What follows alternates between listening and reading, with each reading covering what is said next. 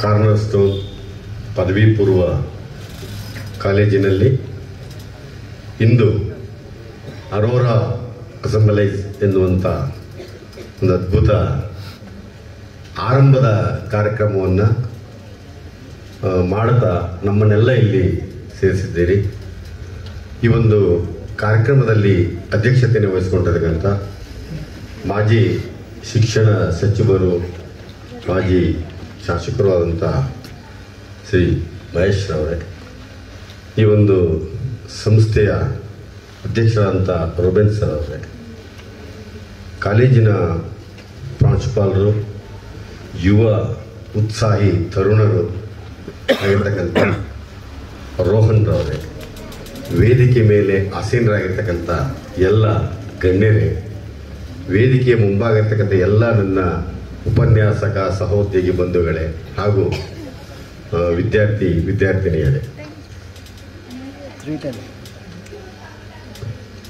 1,000 miles of walk begin with single steps ಅಂತೇಳಿ ಒಂದು English proverb ಇದೆ.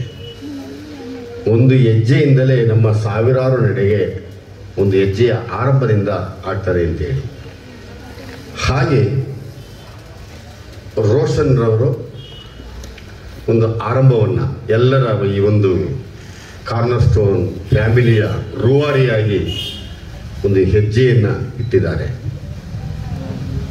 ಈ ಹೆಜ್ಜೆ ಇಷ್ಟಕ್ಕೆ ನಿಲ್ಲಬಾರದು ಎನ್ನುವುದಕ್ಕೆ ಬೇರೆ ಬೇರೆ ಆಯಾಮಗಳಲ್ಲಿ ಈ ಸಂಸ್ಥೆಯನ್ನು ಬೆಳೆಸುವಂಥ ದಿಕ್ಕಿನಲ್ಲಿ ಅವರು ಆಲೋಚನೆ ಮಾಡ್ತಾ ಇದ್ದಾರೆ. ನಿಜವಾಗಲೂ ಈ ವಯಸ್ಸಿಗೆ ಆ ರೀತಿ ಆಲೋಚನೆ ಮಾಡುವಂಥದ್ದು ನಾವು ಇದು ನಮ್ಮ ವಯಸ್ಸಿನ ನಂತರದಲ್ಲಿ ನಾವೆಲ್ಲವನ್ನ ನಮ್ಮ ಯೌವನವನ್ನು ಸಾಂಸಾರಿಕ ಬದುಕನ್ನು ಮುಗಿಸಿ ಈ ವಾನಪ್ರಸ್ಥಾಶ್ರಮ ಅಂತ ಹೇಳ್ತಿದ್ರಲ್ಲ ಹಿಂದೆ ಎಲ್ಲ, ಆ ಒಂದು ಸಂದರ್ಭದಲ್ಲಿ ಈ ರೀತಿ ಆಲೋಚನೆಯನ್ನು ಮಾಡಬೇಕು. ಆದರೆ ಒಂದು ಸಮಾಜವನ್ನು, ಒಂದು ಸಂಸ್ಥೆಯನ್ನು ಕಟ್ಟುವ ಸಂದರ್ಭದಲ್ಲಿ ಅತಿ ಚಿಕ್ಕ ವಯಸ್ಸಿನಲ್ಲಿ ಆ ರೀತಿಯ ಆಲೋಚನೆಯನ್ನು ಮಾಡ್ತಾ ಇದ್ದಾರೆ ಅಂತ ಹೇಳುವಾಗ ನಿಜವಾಗ್ಲೂ ಕೂಡ ನಾವೆಲ್ಲರೂ ಕೂಡ ಅವರಿಗೆ ಹ್ಯಾಟ್ಸಪ್ ಅನ್ನು ಹೇಳಬೇಕು.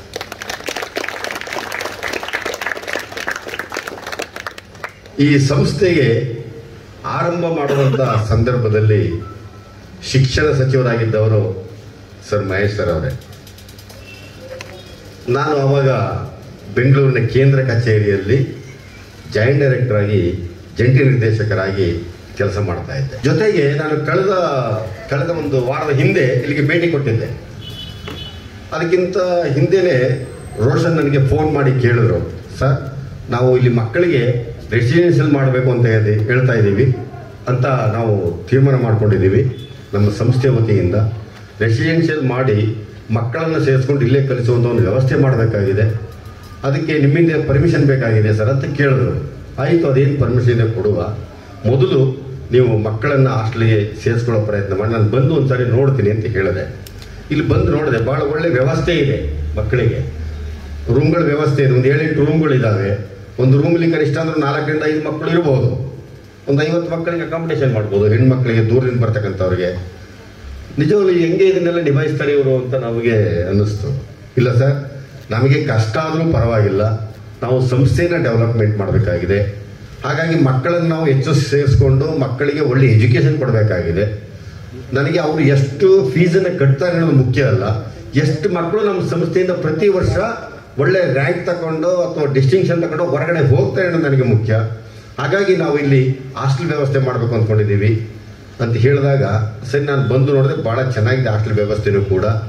ಇನ್ನು ಮುಂದಿನ ಈ ಪರೀಕ್ಷೆಯಲ್ಲಿ, SLC ಪರೀಕ್ಷೆಯಲ್ಲಿ ಮತ್ತೆ ಈ ಪರೀಕ್ಷೆ ಬರತಕ್ಕಂಥ ವಿದ್ಯಾರ್ಥಿಗಳು, ನಿಮ್ಮ ಅಕ್ಕ ತಂಗಿರ ಅಣ್ಣ ತಮ್ಮಂದಿರಿರ್ತಾರೆ, ಇಂಥ ಕಾಲೇಜಿಗೆ ನೀವು ಅವ್ರನ್ನ ಪ್ರಪೋಸ್ ಮಾಡಿ ಕರ್ಕೊಂಡು ಸೇರಿಸಿ.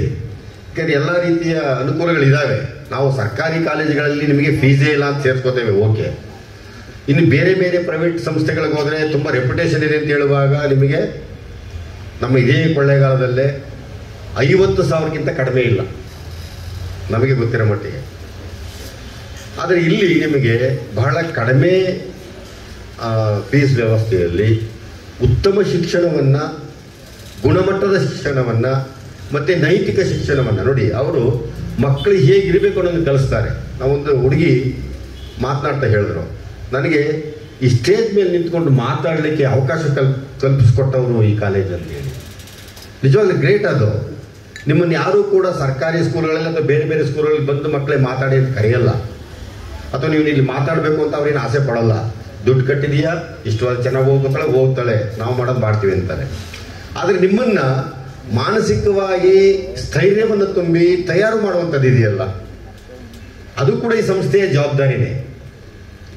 ಯಾವಾಗ ನಾವು ಮಾನಸಿಕವಾಗಿ ಆತ್ಮಸ್ಥೈರ್ಯ ನಮ್ಮಲ್ಲಿ ಉಂಟಾಗ್ತದೆ, ಆವಾಗ ನಾವು ನಮ್ಮ ಕಲಿಕೆಯ ಮೇಲೆ ಹೆಚ್ಚಿನ ಆಸಕ್ತಿ ಉಂಟಾಗ್ತದೆ ನಮಗೆ. ನಾವು ಅಯ್ಯೋ ಏನು ಓದೋದು, ಅಯ್ಯೋ ಏನು ಹೋಗೋದು, ಈ ರೀತಿ ನಾವು ಅಸಡ್ಡೆಯನ್ನು ತೋರೋದಾದ್ರೆ ಯಾವುದನ್ನು ಕೂಡ ನಾವು ಕಲೀಲಿಕ್ಕೆ ಆಗೋದಿಲ್ಲ. ನಿಮಗೆ ಸ್ಪಂದಿಸುವಂತ, ನಿಮ್ಮ ಆಶೋತ್ತರಗಳಿಗೆ ಸ್ಪಂದಿಸುವಂತ, ನಿಮ್ಮ ಕಷ್ಟ ಸುಖಗಳಿಗೆ, ನಿಮ್ಮ ಸಬ್ಜೆಕ್ಟ್ನಲ್ಲಿರ್ತಕ್ಕಂಥ ಸಮಸ್ಯೆಗಳಿಗೆ ಸ್ಪಂದಿಸುವಂತ ಉಪನ್ಯಾಸಕರು ನಿಮ್ಮ ಜೊತೆ ಇರುವಾಗ ನಿಮ್ಗೆ ಯಾವುದೇ ರೀತಿಯಾದಂಥ ಹೆದರಿಕೆ ಇರೋದಿಲ್ಲ. ನಮ್ಮ ಲೆಕ್ಚರ್ಸ್ ಇದ್ದಾರೆ, ಇದಕ್ಕೆ ನಮಗೆ ಉತ್ತರ ಕೊಡ್ತಾರೆ, ಅಥವಾ ನಮಗೆ ಗೊತ್ತಿಲ್ಲ ಅಂದ್ರೂ ಕಲಿಸ್ಕೊಡ್ತಾರೆ. ಇಂಥ ಒಂದು ಭರವಸೆ ನಿಮ್ಮಲ್ಲಿ ಬೆಳಿಬೇಕು, ಡೆವಲಪ್ ಆಗಬೇಕು. ಆವಾಗ ನೀವು ಇಲ್ಲಿಗೆ ಹೋಗು. ಈಗ ಹೆಣ್ಣು ಮಗು ಇನ್ನೂ ಒಂದು 6-7 ತಿಂಗಳು ನಮ್ಮ ಜೊತೆಗೆ ಇರ್ತಾಳೆ ಇಲ್ಲಿ ಈ ಕಾಲೇಜಲ್ಲಿ, ನಾನು ಈಗಲೇ ಅದನ್ನು ಮಿಸ್ ಮಾಡ್ಕೋತಾ ಇದ್ದೀನಿ ಅಂತ ಕಣ್ಣೀರಾಗ್ತಾರೆ. ಸಹಜವಾಗಿ ಹೆಣ್ಣು ಮಕ್ಕಳಿಗೆ ತವರು ಬಿಡಕ್ಕೆ ಆಗೋದಿಲ್ಲ, ಹಾಗೇನೇ ಇದು.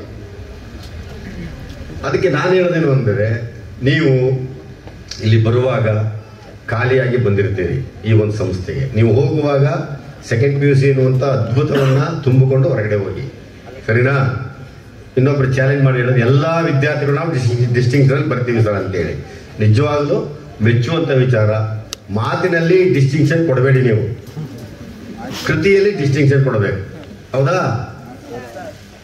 ಈ ಒಂದು ಕಾರ್ನರ್ ಸ್ಟೋನ್ ಕಾಲೇಜಿಗೆ ಮುಂದಿನ ವರ್ಷ 2024-25ನೇ ಸಾಲಿನ ಪರೀಕ್ಷೆಯಲ್ಲಿ 100% ರಿಸಲ್ಟ್ ಬಂದಿದೆ ಅಂದರೆ ಅದಕ್ಕಿಂತ ದೊಡ್ಡ ಕೊಡುಗೆಯನ್ನ ನೀವು ಕೊಡಲಿಕ್ಕೆ ಸಾಧ್ಯ ಇಲ್ಲ. ಅದೇ ಒಂದು ದೊಡ್ಡ ಕೊಡುಗೆ.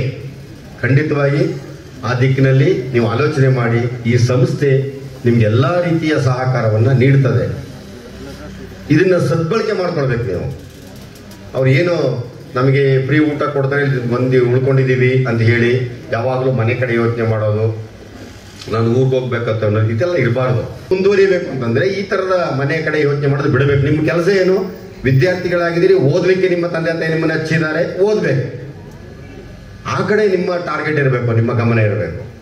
ಆವಾಗ ಮಾತ್ರ ನೀವು ನಿಮ್ಮ ವೈಯಕ್ತಿಕವಾದ ಬದುಕನ್ನು ಹಸನು ಮಾಡ್ಕೊಳ್ಬೋದು, ನಿಮ್ಮ ತಂದೆ ತಾಯಿಗಳಿಗೂ ಹೆಸರು ತರ್ಬೋದು, ಜೊತೆಗೆ ಈ ಸಂಸ್ಥೆಗೆ ಹೆಚ್ಚಿನ ಕೀರ್ತಿ ತರಬಹುದು. ನಮಸ್ಕಾರ.